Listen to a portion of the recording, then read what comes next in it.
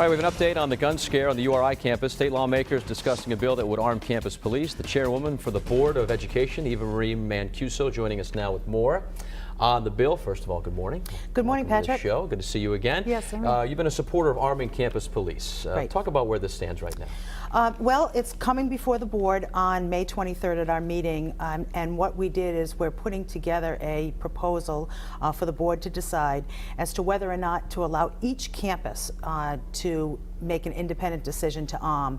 The legislature several years ago gave the authority to the Board of Education to make that decision, and that's what we're moving forward on next month. I think I read something yesterday Actually, next week. Next week. I think I read something yesterday that Rhode Island is the only state in the country Correct. where their public schools or colleges don't have armed campus police officers. Correct. And you know, it's very important for the public to understand that we're not talking about security guards. We're talking about trained law enforcement officers, many of whom are retired local police officers. They have to go through extensive psychological training and actual shooter training, as well as updates. It's not just, 30 years ago they graduated from the Municipal Police Academy, so therefore next week they'll be armed.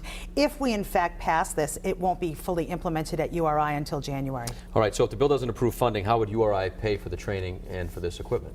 It's not really a bill. It's through the Board of Education. Okay. And what's happening is, what I tell people is that it's a minuscule amount of money in terms of the big picture. Right. What will we pay for security? So they'll have to come up with the way they're going to fund it, the training as well as the work. There's federal grants there. There's a lot of other money that they could possibly look at. That's for Dr. Dooley to come back to us with the plan as to how they're going to implement it. Okay, so commencement's this weekend, and it was moved from the normal outdoor setting to inside of the Ryan Center. This has caused, I would say, a huge controversy, but there's a lot of people that are upset about it, and rightly so. Each graduating student only gets 2 tickets now, and you want your whole family and extended family to see it.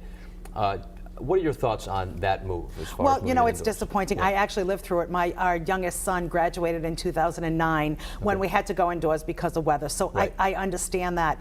Obviously, safety and security is the #1 priority. So while it's disappointing, obviously Dr. Dooley felt in running the university that was the most prudent thing for them to do. So as I said, I know it's disappointing, but graduation will go on. It will. Okay, in summary here, where does this stand? What should we look for next as we move forward here over the next week or so? May 23rd will be the vote at the Board of Education meeting, and then we'll look for what each individual institution will do. Rhode Island College is still looking at it, as well as the community college and all of the different campuses there. So URI has come out saying we're definitely going to do it if the board allows us to. The other 2 institutions are still studying the issue. So that's what we'll look at as we move forward. All right, thanks so much for coming in. Okay, Great nice to see you again as always. And if you'd like to know more about these bills, just log on to our website, foxprovidence.com.